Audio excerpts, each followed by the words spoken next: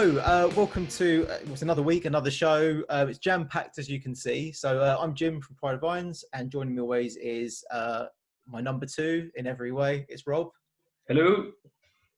You didn't get the number two joke, never mind. We're jam-packed, as I say. We've got four guests this week from Man United. We've got Mason, who's come all the way, not come all the way, he's broadcasting from the US of A.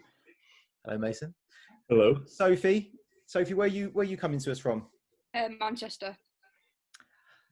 What? No, sorry, we made that joke before we started. It's fine. From Manchester, okay. We've got Oliver. Whereabouts are you? Well, probably not too far away from you. I'm down in Canning Town, actually. Canning Town. Canning Town. And yeah. Bottom right, as I'm recording, we've got Eric. Eric, hey, you're guys. coming from a Swiss gentleman's smoking room by the looks of it. It does look a bit oldie-weldy, but yeah, that's the way it is. From Northwest London. Northwest London. I like it. It's a good style. Right, guys, I don't know which one of you wants to jump in, but if one of you fine people would like to give us a bit of background about your group. Yeah, I don't mind. So we're Rainbow Devils, LGBTQ plus supporters group for Man United. Still relatively new compared to quite a lot of the other ones in the Premier League, but coming up to our second birthday in February 2021. Obviously, with everything going on with COVID and stuff, we were just really getting a lot of traction together that we've had to put on hold. But things like this, we've done this a few times with a lot of the other groups as well, and we're working closely with the club to keep progressing as a supporters club, both in terms of the social aspects of things and of course any stuff that people want to have serious issues like songs at matches that perhaps are inappropriate, bad experiences people might have. So it's twofold really, as I'm sure it is for all the other groups, in terms of meeting like-minded supporters and also dealing with any challenges and problems that arise. Yeah, I mean, I guess a lot of the group names are very similar. What's really interesting, and I guess we'll find out more as we have this chat, is each group clearly has its own kind of identity and personality and drive. And I've been enjoying kind of getting to know different people from different groups, figuring out what everyone's up to. But it's lovely to meet you all. First time we've ever met anyone from your group. Hello. So just a reminder to all of the people listening, if you're listening and you want to see what we all look like, jump on YouTube. The link will be in the podcast. And if you're watching and you'd rather listen on the go, then the links to the podcast are in the video. So crack on to our first kind of question, which is, I don't know who wants to jump in. It's going to be difficult, but you guys can fight between yourselves. Season so far, if you just want to kind of give us a view of where you're at and how you feel about it. I'm going to pick on someone. Sophie. I knew you were going to ask me. Been very different to what we're all, I think, used to. Coming to kind of different ways of watching it, being able to support, doing as much as we can. In terms of the team, I think we're doing a lot better. We've done some good new signings, especially Bruno. He's come in and literally changed the whole squad. And hopefully we're on the rise. Over the last few years, we've not really been performing as much and as well as we could be doing. As Manchester United as we are, the results haven't really been coming, continuously. There's been no consistency. So hopefully now we've got into that solid squad. We've got rid of a few players that don't really want to play for the badge. That's fine. You know where the door is.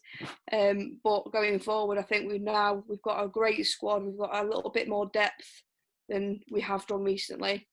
And it's a little bit more evened out, should we say, with the no fans. I think, with teams and stuff going forward, I think it's been a real kind of joy to kind of watch from home, listening to the players, how they kind of talk to each other, how they coach, how they can, get each other up. It's difficult being in a stadium with 60,000 people. It's hard to kind of hear that sometimes, but I think this season we're doing all right. We're getting there slowly, but I think we're getting there. Yeah, Second I've best really team in the enjoyed that. Football League. Yeah. Sorry. Is that after us? No, I was going to say I actually really enjoyed that as well. The way that you can hear the players communicating with each other. I don't like watching it necessarily with the fake crowd noise, and it doesn't bother I don't me. like that. But I just find it really interesting seeing like who the vocal ones are on the Yeah. pitch. Just like the fans talk about passion. You want players with passion, and this is the first opportunity we get to really hear how they talk to each other on the pitch. You talked a bit about like getting used to watching it in a different way. I guess Mason, you're a long way away. Has this given you an opportunity to connect with other fans a bit more? Because I'm guessing you're doing more stuff like this, right?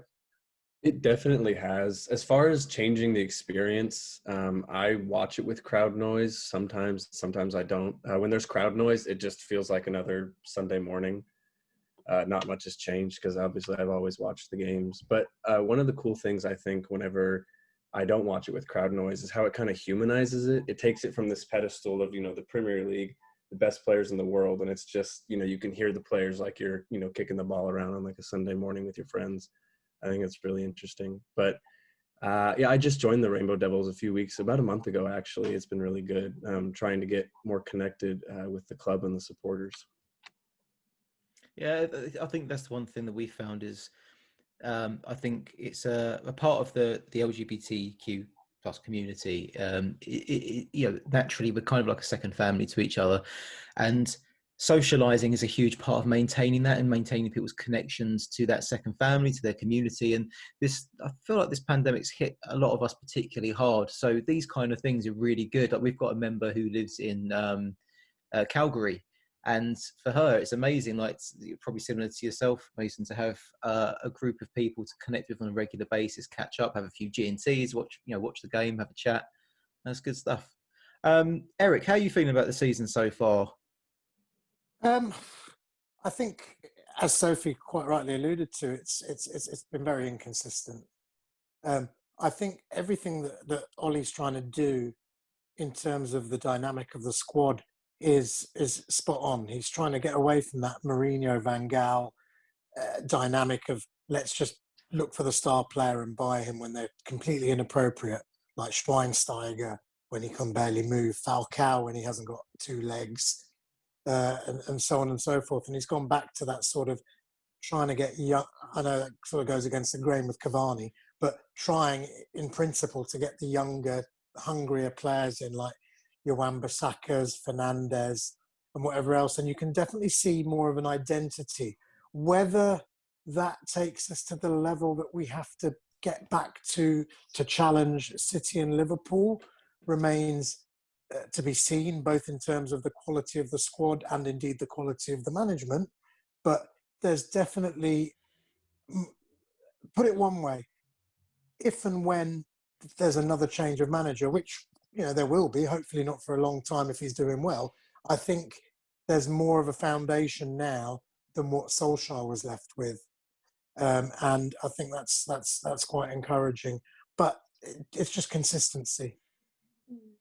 Yeah, I guess the changeover from Alex Ferguson, obviously years of doing that job and being worshipped in the way he was. He didn't probably leave behind the best squad. No offense to the guy that you all worship, but I think he probably left Moyes in not a particularly great position. Then it's not. Yeah, it's been a lot of change up, I guess. Oliver, like, how do you feel about the management situation? Obviously, we've mentioned it's been lots of ups and downs. Do you feel settled with Ollie? Do you feel like he needs, sort of time and back in? I was settled. This season, I'm a little bit up and down a bit because of the inconsistent performances, really. I mean, it is like 1 minute you think, oh, you're going in the right direction, but then all of a sudden you get a couple of bad results and you're a couple of steps back. It's like 2 steps forward and then 5 steps back and just going around like in circles. But to be honest with you, he hasn't been helped a lot. And I think this is the real kind of issue at the club is when Ferguson was around, it didn't really matter that the Glazers were in charge. And, you had Ferguson and David Gill, and they kind of knew what they were doing. But then Moyes kind of suffered from this as well, although I think he made some errors when he came in. But the fact is the structure of the club and the way the club is run, I don't think it helps now a kind of a manager to be able to kind of go forward. And the transfer fiasco in the summer kind of didn't really help the situation. Making all those signings, I mean, Cavani is seeming to be quite good now, but that was a very weird thing to be doing on the last day of the transfer window when he was available from January. And it's just like, and then Solskjaer had a quote at the weekend where he was saying, well, it's really good to have Cavani now because, we've missed that since Lukaku left. And it just made me think, well, why did you sell him then? If that was, or why did you not get a replacement? So it's like a very kind of lot of weird things like going on like that. But I think we have kind of, I think we're suffering now because the owners don't really understand football and they haven't really got football people above Ole. So even when Ole eventually goes, say we get another good manager in, I think they're going to suffer from the same thing because what our pattern is, invest in the squad, get top four, don't really invest in the squad, fall out of top four, and then just repeat again, which is, I think a bit of a sad situation. I've got to say that did give me a bit of a grin as you were saying that because you realise who you're talking to, right? In terms of people who've got a club where the owners don't really know what they're doing, there's Golden Brady. People, but there's not football people above the manager. We don't have the luxury of dipping in and out of the top four. It's more like the bottom four. I mean, Rob, from an outside point of view, I know that you're a West Ham fan. You love football back to front. You don't care, right? And I think you were a bit excited, weren't you, when Solskjaer was appointed? Yeah. Originally, from an outsider's point of view, what do you make of it all? Well, I think one of the things that's been a bit surprising, even though like the consistency hasn't been there this season, if you look at the form table, Man United behind Liverpool and behind Tottenham are actually second. So you're actually not doing too bad recently, and you started to get some kind of momentum going a little bit as well. I think what they need to kind of really do this season, like you said, Solskjaer is trying to build a team and kind of leave that kind of aging player superstar thing behind him. Maybe try and find the next Ronaldo or try and find a young player and bring him through.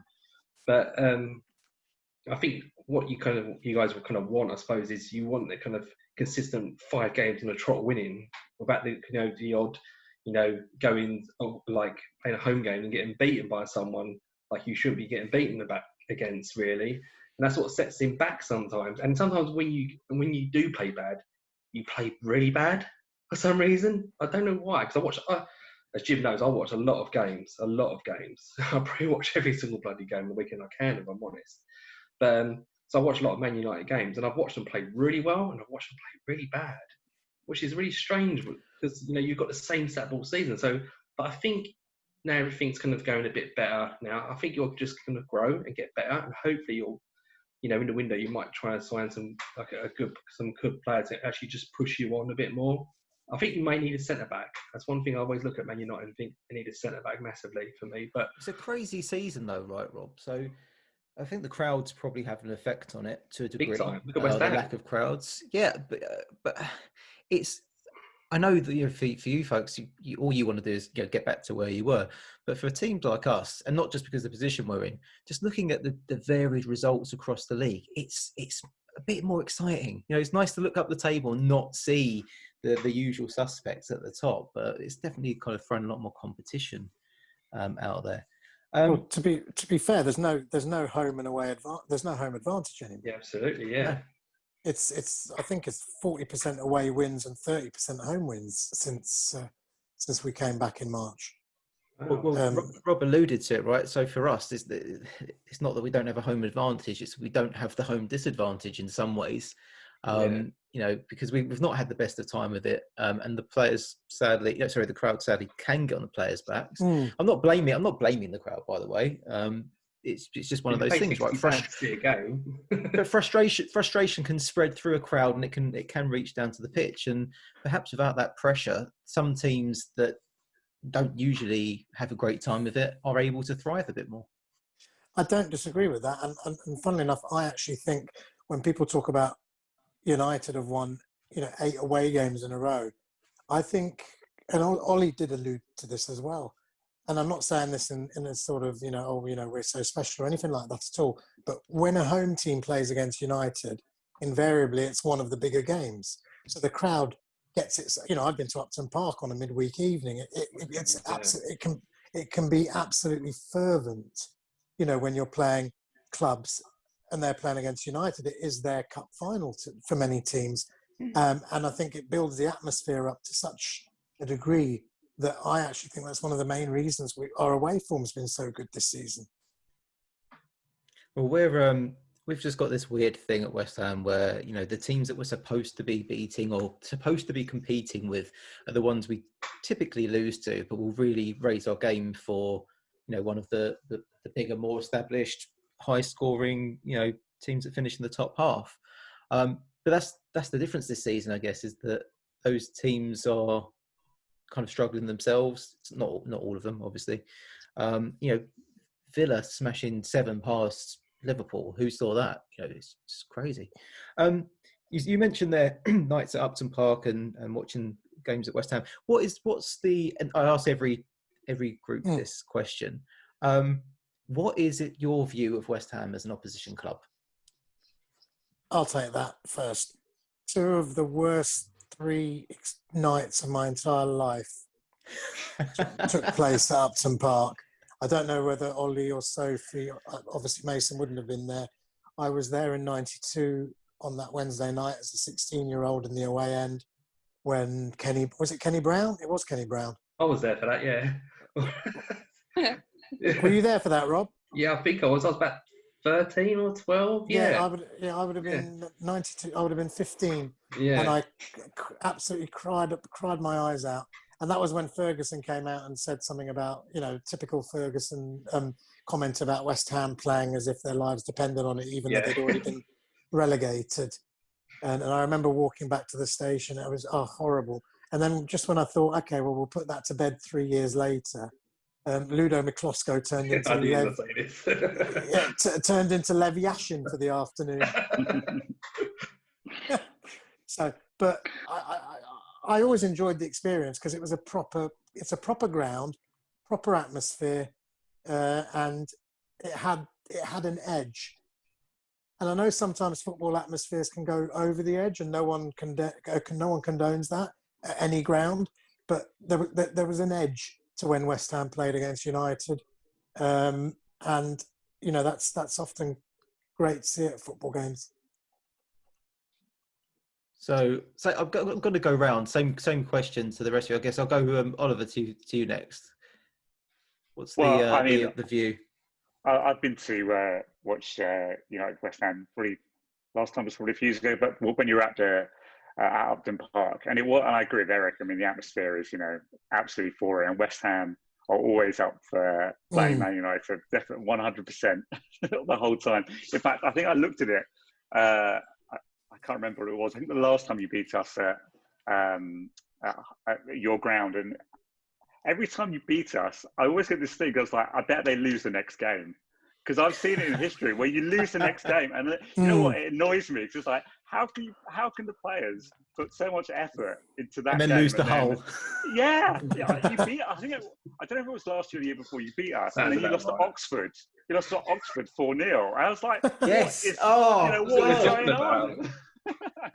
And it's just like, I think that's the only thing that annoys me. It's like, I don't mind the fine, we get beaten, that happens. But the fact that I see a team playing out their arses to beat us and then like losing those game, yeah, kills me. But anyway. But the way I see both of you, the way you've both kind of said what you've both said it with a smile on your faces. I'm guessing there's no animosity towards West Ham. I mean, Rob, from the other side of things, West Ham view of Man U. Almost said Arsenal then. Ooh, sorry, saw the red. Powerhouses of English football when it comes to Man United. I just remember like having all my VHS tapes of the Premier League when it started, and Man United just grown as this team. I remember the first season Ferguson's in charge. You know, it was okay season, and it just kind of he started bringing Schmeichel through, bringing players through, and that team just got better and better. And then that's when you kind of saw that what good scouting network could do, what kind of superstars, we could have in the future. And you think about it, if you think about Man United, you think about how it kind of set up the Premier League and how it all kind of come about, all these kind of fantastic players, and finding players like Ronaldo as well, just, go and play a friendly against Sporting Lisbon. This bloke's really good. Ryan Giggs is like, sign him. and and you get him. That never happens to West Ham ever in a million years. No, West Ham. We talk about like years later how we thought about signing him when he was 15 and didn't bother, and then he became the we superstar. might get him for a couple of games, but like Eric said, every time I've gone to see West Ham, and I've seen West Ham Man United play a lot of times with you as well, Jim.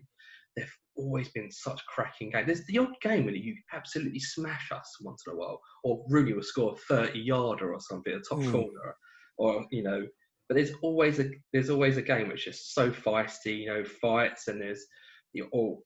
Do you remember, Jim? Do you remember the game we played at Upton Park and we was losing, and then right at the end, Matthew Upson scored that header, and the guy jumped into your hands. That bloke I've never met before jumped into my hands. And I was holding on to him, cradling him like he was my child. And he was waving. He was waving this bet slip he had in his hand that said 2-1 West Ham on it. Yeah, and because I think Ronaldo. Ronaldo missed the penalty, didn't he? Yes, yeah. He missed the penalty. And I think it was both centre backs scored, wasn't it? It was Upson and Anton. Yeah, Anton. Yeah. I remember another one where Julian Dix scored twice or something, didn't he? But, he got a penalty right at the end. He scored a penalty right at the end of the game. He absolutely blasted it, and the ball, you couldn't even see it going anywhere so fast. The one that will stick in my memory for all time is that League Cup game that we won 4-0, and it was in the snow. Do you remember they had to shovel the snow off the pitch? And you had Colton Cole scored a brace, Jonathan Spector scored a brace. At one point, Cole, because he's he's gangly, he ended up in the snow. I remember. I left after the match. The post-match interview. After 47 minutes. I'll never forget it because I was in the mountains in Bolivia, and I walked into a pub, and I thought, there we have the game. I walked in. They had the game. I walked in. I was like 4-0. And the New Zealand fella was a Man United fan. He was like, "Oh fucking hell!" Do you remember the steam though, Rob? It was so cold, and Colton Cole would run his socks off, and he just had steam coming off of his bald head in the post-match interview. Oh, it's fantastic. It's funny. I remember the last ever game at Upton Park. I was actually in Berlin for a holiday with my other half, so I couldn't go. And I found a sports bar that was showing it in English. Yeah. And I thought to myself, okay, well, this is going to be great. It's going to be just United fans, obviously, Man United fans, that is. Turn up 5 minutes before the game. I'm the only Man United fan in there. There's about 40 diehard West Ham fans, English, who happened to be who lived in Germany and just met up in this one pub. And I think we were 2-1 up, and then you guys won 3-2, and I ended up just drinking with them the whole night. Sounds like a good night. It was actually a good night.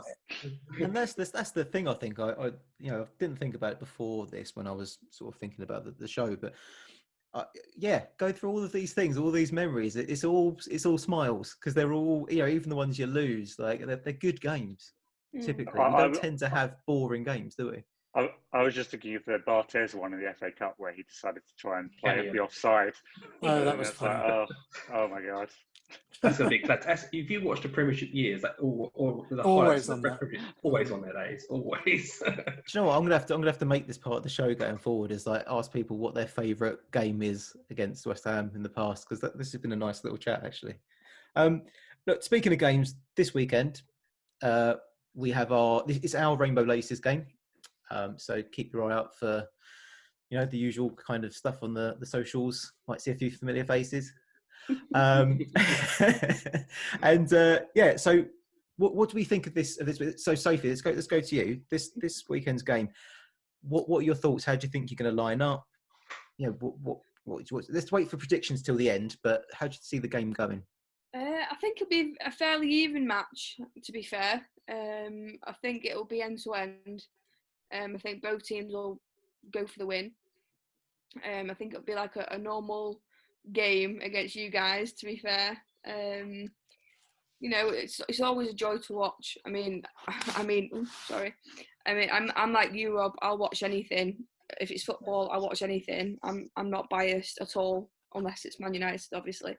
But it's always a good game. So hopefully there'll be goals. Hopefully there'll be, it'll be end to end. Hopefully it'll be Hopefully it'll be just a great match to watch. Really, that's what we're hoping for. And hopefully a win, obviously. But and Mason, how do you see you guys lining up this weekend? I just hope he doesn't do that diamond in the midfield because it hasn't worked. It didn't work against Arsenal. It didn't work against Southampton. I mean, up until the end, really. But that was a bit of a different game. I think it kind of depends. I think he'll do 2 holding midfielders. He'll try to play it safe. I think it'll be more. It depends on how West Ham presses too, because if West Ham presses high, then we'll be looking for the counter attack, obviously. And we kind of struggle against teams that sit back and let us come to them. We kind of seem to lack that creative outlet. But West Ham has the thing this season is that y'all find goals when you need to, whether it's Lanzini in the 94th minute and 3-3 with Tottenham, or What a goal. Check in like the 91st minute with the 1-0 win, and then the 1-1 with City. I think y'all find goals, so I definitely don't think it's going to be a goalless match. Yeah, I'm not sure when the last game was where we didn't score, actually. I know I'm jinxing it by saying that, but it's... So come on then, Eric, how do you see it going? But there's going to come a game where we don't win away from home, because I'm one of these sort of, if you do something too often, you're due not to win one. I think Mason could be right. I think we might go with two in centre midfield. I don't think he'll play a diamond again on Saturday. I think obviously West Ham have got Mikel Antonio back. I thought he looked like he'd been out for a couple of games yesterday, to be fair. Big time. Yeah. I think he personally. Yeah. Did they take him off at half time, if I'm not They mistaken? did, yeah. He couldn't run. Yeah. He couldn't run. Yeah. So it wouldn't surprise me to see the game being a draw. Funnily enough, usually, because of history and being scarred, I'll go to West Ham always assuming we're going to lose. But I actually think it will be I think it will be a draw this weekend. I think it could be a bit of a stalemate. Ooh. So two holding midfielders were saying you think you're going to be better off against a team that doesn't sit back. That's precisely what we do, and we like to attack down the wings with speed. So I'm not predicting anything, but it sounds like there's a formula there for a bit of feistiness. The same thing. But do you know what's another favourite for this weekend? Is that you're playing this weekend, aren't you? You're playing tomorrow, yeah? Tomorrow against PSG. Yeah, PSG as well. That's going to go really in our favour, isn't it, if you think about it? Especially if you play the same kind of core players. Yeah. That's something that can really go for us, hopefully, United But then these guys have got a squad, right? A squad that's deep enough to deal with European competition. Solskjaer's trying to keep get that momentum going. If he changes it, he can crash that momentum. So it's a bit of a gamble. Hopefully you go to your subs and stuff like that. But West Ham wouldn't do it. So I don't know why Man United would do it at the moment. So that's true. Sorry, Mason, you were going to say something.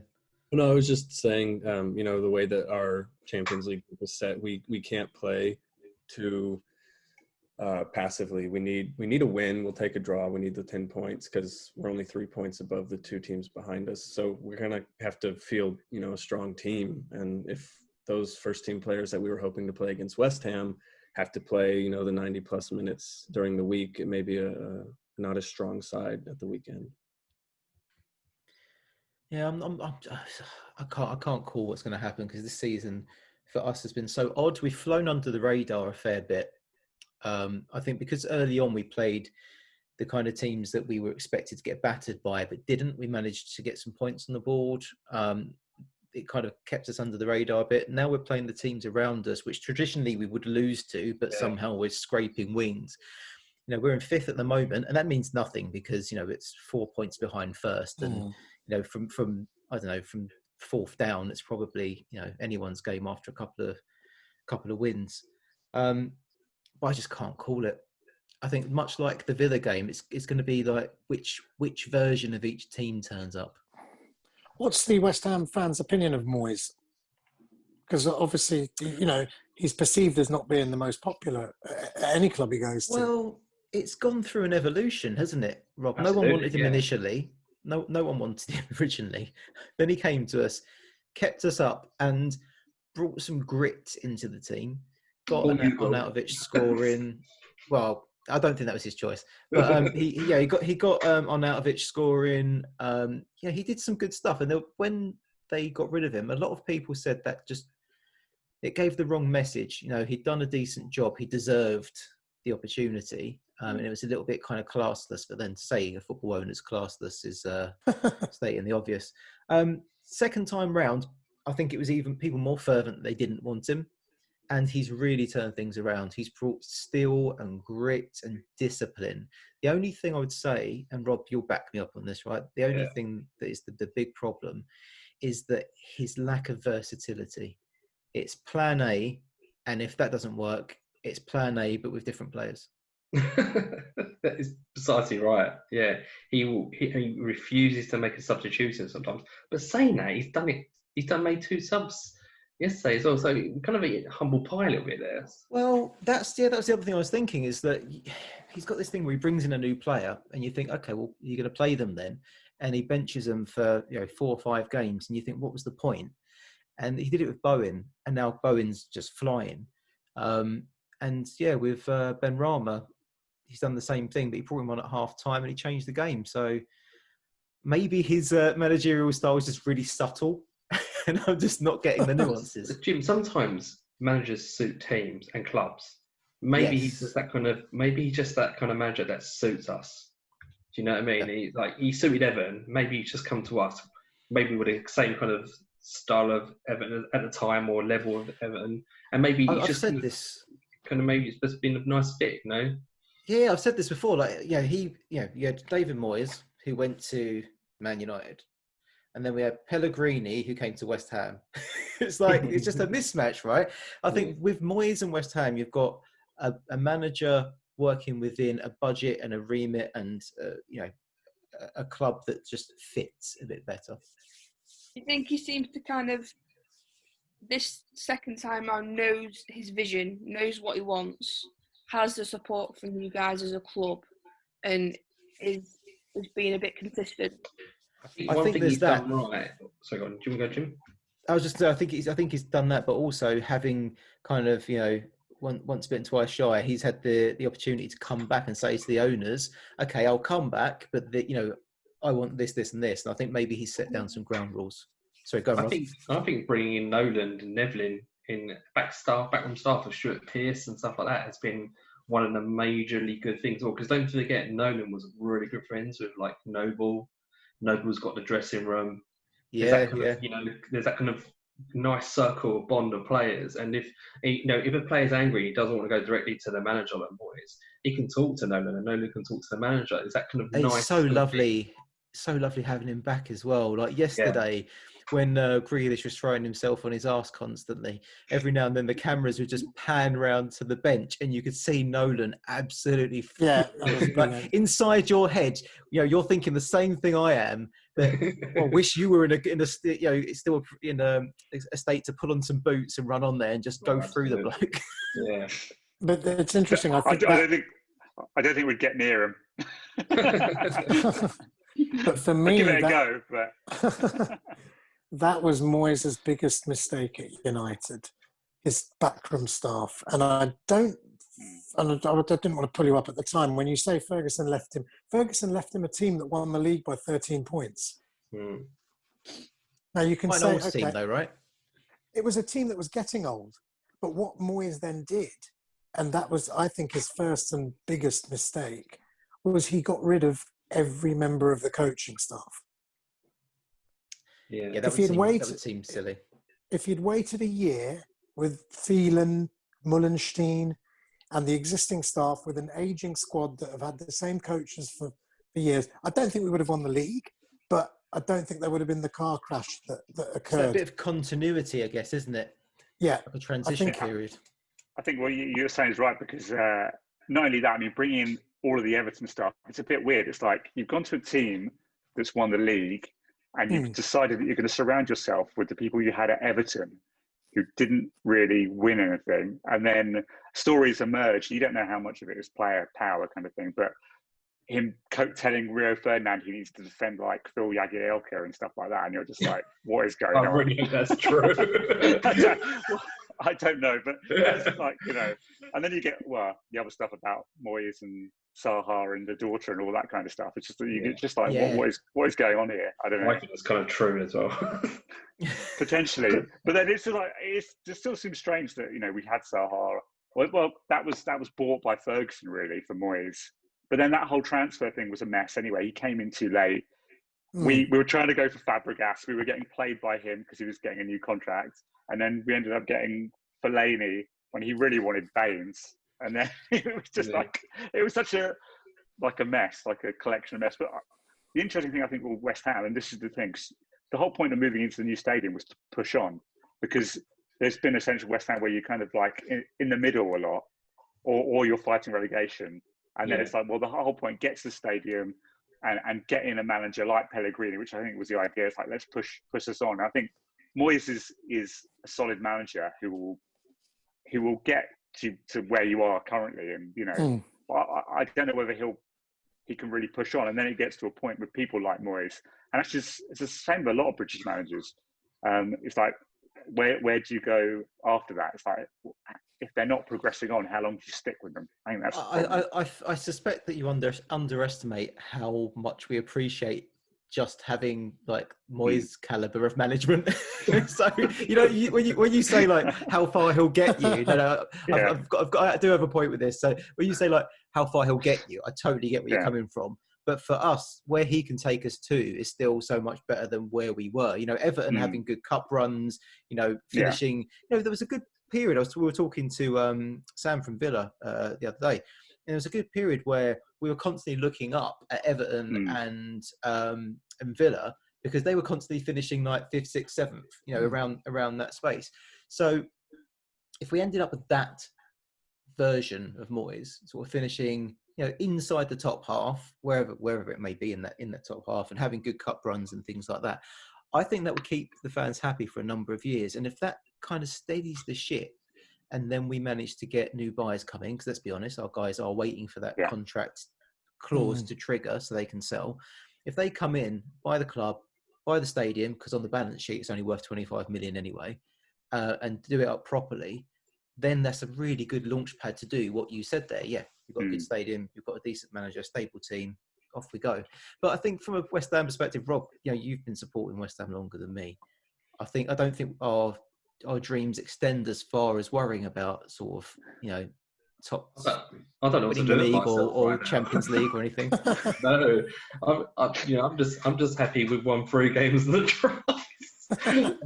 We're all I was doing the old gun emoji to people. We're screenshotting the Premier League table at the moment because we're 5th. We're like, well, it's not going to stay like this, is it? I'm going to get framed. What is it, Donald Trump said? Stop the count. Stop the count. Stop the count. Exactly. Leave it where it is. I had it in my mind that the owners, like your owners, really wanted to push West Ham onto this other level, which is the whole purpose. Do you not think that was the case? Or do you think it really was? They're just like trying to pump it up so they can make a sale, because they seem like they're the supposed fans.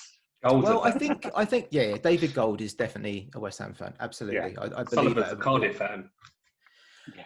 I think they're looking at, you know what they did at Birmingham, right? So they bought Birmingham for £1 million, sold it for 80, and they did that, you know, by moving stadium and just bringing up the sort of the standard to better than it was. I think with us, they were looking to do a similar thing. They've not quite got there in terms of on the pitch, but they bought the stadium, and on the balance sheet, the balance sheet of the club, how it's valued, you would suspect it's significantly more than it was when they bought it already, even without that clause. So I think that's what's happening. Yeah, they're going to make hundreds of millions of pounds. Will Declan Rice start next season at West Ham? Yes. Would he start in January? I think he will in January. I think if we stay where we are now and we keep doing what we're doing and we bring a couple of players in and we qualify for Europe, I reckon we'll keep him for another season. If we don't, I don't know. I think part of the strategy of making him captain is to, you know, have him hang on a little bit longer. And they're going to be giving him a pay rise as well. And rightly so. And one thing actually I love about Declan Rice is that his salary compared to other players his age and his talent is minuscule. It's all based on appearances and performance. So I think his base salary is something like 40 grand a week. Yeah, I think he's 55 or something. But then he gets X amount extra per appearance and for, you know, performance and all the rest of it. And that, I think, to me shows a really mature mindset for a player to say, well, yeah, of course I'll take those terms because I'm going to play every week and I'm going to perform and I'm going to fight, you know, fight to maintain my place. So I think that's in his post-match interviews, you can see he's got a good head on his shoulders. You can see football. You can see he wants to do well, and if you can keep him, I think he'd be amazing. They say that he's like, do you remember Frank Lampard when he was at West Ham? He would always be behind after training and be taking free kicks and shots, and he'd be there for 2 hours afterwards. They say Declan Rice is the same. He comes in early, he's the last to leave. It's a short career, so make the most of it. Yeah. Just quickly, one thing we didn't cover is predictions. So I'm going to go round to ask everyone what you think the score is going to be at the weekend and first goal scorer. So, Rob, I'll start with you to give everyone a chance to think, and then they can obviously react to whatever you say. I think it's going to be 2-1 to West Ham again, and I think the first goal scorer is going to be Fernandes for Man United. I think we'll have to come back and win it. Okay. Yeah. Well, do you know, you're almost there with the red card prediction. So, Sophie, your prediction? 3-1 United. Ooh. And who's going to score first? I think Rashford. Okay, 3-1. Rashford scoring first. Mason? I am going to say 3-1-2. I'm going to say it's 2-1 near the closing stages. It could go either way, honestly. I'm going to say United because I'm a United fan. Yeah. Pressing for the equalizer is going to get caught on the counter. I think Rashford's going to score first as well. Yeah. Okay. Next one up is me. I'm going to go for. I don't think we can get another win. But I'm going to go for an entertaining 2-2 with. I'm going to go Fornals to score first. I don't think he'll start. I think he will. It might be 4 very late goals. Okay, Oliver. Well, as much as I would like to kind of back my team, I'm very pessimistic at the moment because I don't really know what team's going to turn up. I really don't know. So and because we've always, we've only done quite badly at West Ham in recent years, I'm probably going to say that we'll unfortunately lose 2-1, and with Bowen scoring the first goal, I think. I mean, I'd take that.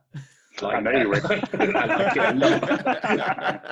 Moyes would as well. I know he'd love it. Right, thank you, Oliver.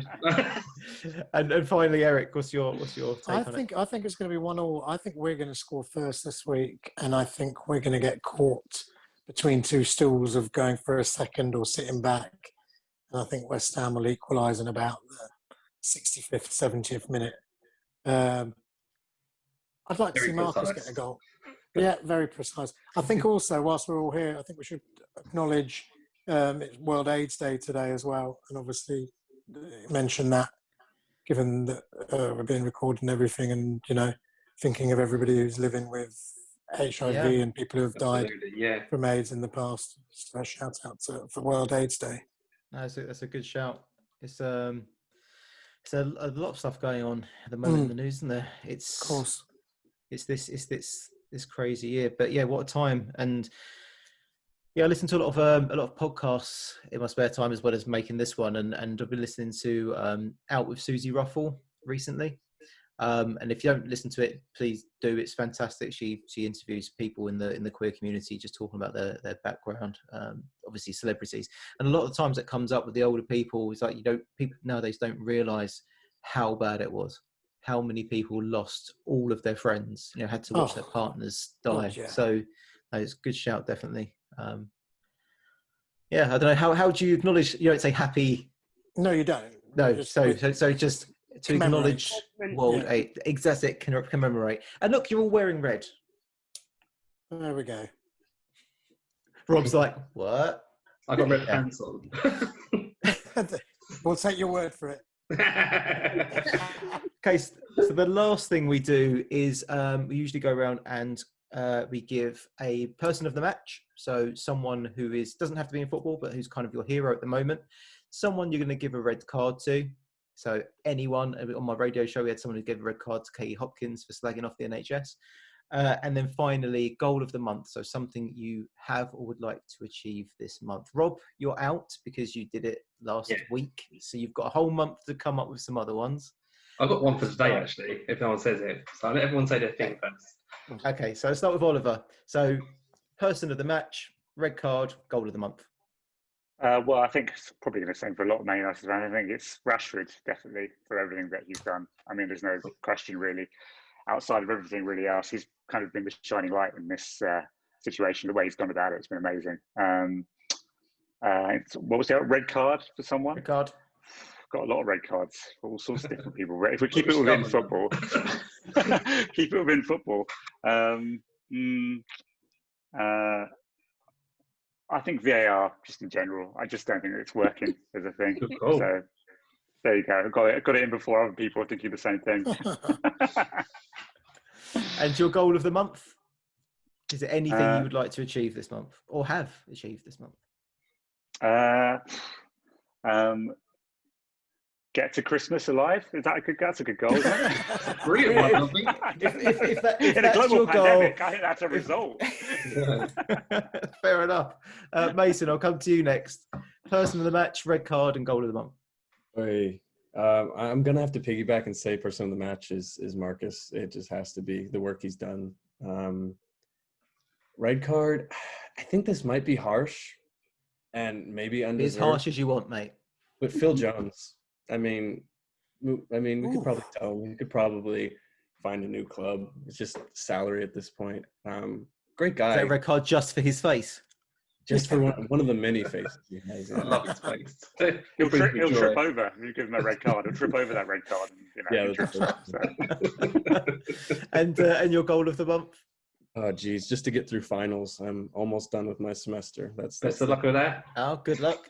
Thank you. Sophie, same three for you. Yeah, I think Marcus, I can't not say Marcus because of what he's done, especially in the Manchester area as well. Not just Manchester, but Liverpool, all the surrounding areas, everywhere really.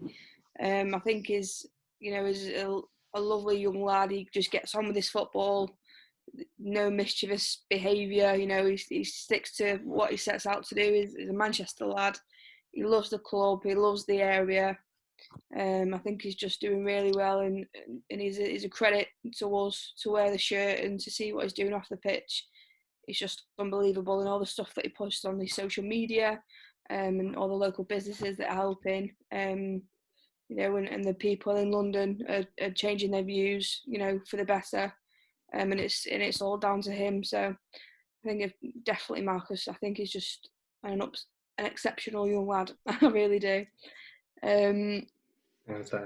Yeah, really do. What was the next one? Forgot the red card. Red card. Probably.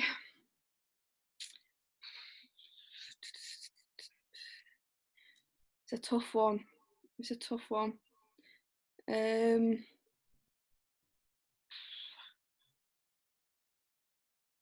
This question for Jim asking you it. Yeah.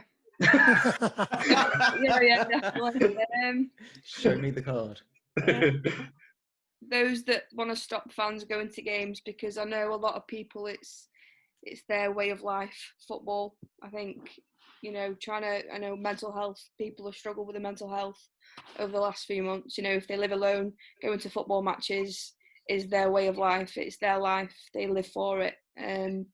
So I think, those people that obviously, I know we've been in a pandemic, but those that haven't kind of come up with a plan quicker to help those that live alone, I think they... Yes, those people, I love that one. That's aka good. politicians. Yes. Yeah. And your goal for this month? Goal for this month, stay alive and work like you, Ollie. We've all got to work on our goals here. I know, yeah. I work emergency We're all going to die apparently by the end of the year. I'm shitting myself right now. I work emergency services, so my job is very difficult, and as long as I continue to do what I'm doing, I know that I'm helping those that are in need at this time of year, especially being at Christmas. So I'll continue to help and support my local community in many ways that I can. In which case, you get my person of the match, and everyone in the NHS gets my person of the match. Absolutely. And just an interesting one, you all say Marcus. Rob actually said Marcus on the last show. Yeah. So it's recognised across the footballing world. He's Definitely an absolute everything he's hero. doing. He's one player I'd like at West Ham, just He's for a him as a person. and him as a classy young player. man, and another one like Rice who's got a good head on his shoulders. Yeah. Good lad. Eric, person of the match. I can't say any different. The person of the match. I know it's boring, but That's right. you know, it's boring because it's true. I'm very interested to see if the Liverpool fans stick to their word, because they did promise that they'd give him a standing ovation when fans are back at Anfield. And it'd be very interesting to see if that happens. I think he'll get a lot of standing ovations. I think he'll get it from every club in the Premier League. I think if any time he's subbed off as well, he'll get cheered. It was a great by Everton a few weeks ago. Yeah, especially in the Northwest. Red card, Sophie touched on it. I just think the hypocrisy of all the politicians during the pandemic, of doing one thing and saying another, and it's not pro or anti one party or another. It's across the board. And goal for a month. I think for me, it's probably just to get round to having a shave. Yeah, me too. Yeah, I'm just feeling this newly grown stubble. Yeah, it's an inverted one. Jim, no one said. I've got to say, the person for me, I thought no one said it. It's definitely have to be Elliot Page. Oh, Yes. Yeah. Well, that was the other news. Yeah, that was alluded to that happened today. Big news. Fantastic. We need more. So well done. And what I really liked about the news, well, not all, but some of the news reporting, and the one that came up on Twitter was Elliot Page announces he is transgender. There was no reference to the past. The pronouns were all correct. It was very well done, and the actual very well done. The letter was amazing. The open letter, and I saw quite a lot of people like Juno Dawson and others that I follow on Twitter posting messages of support. So yeah, fantastic. Great way. Right, well, that's all we've got time for. Thank you so much for joining us.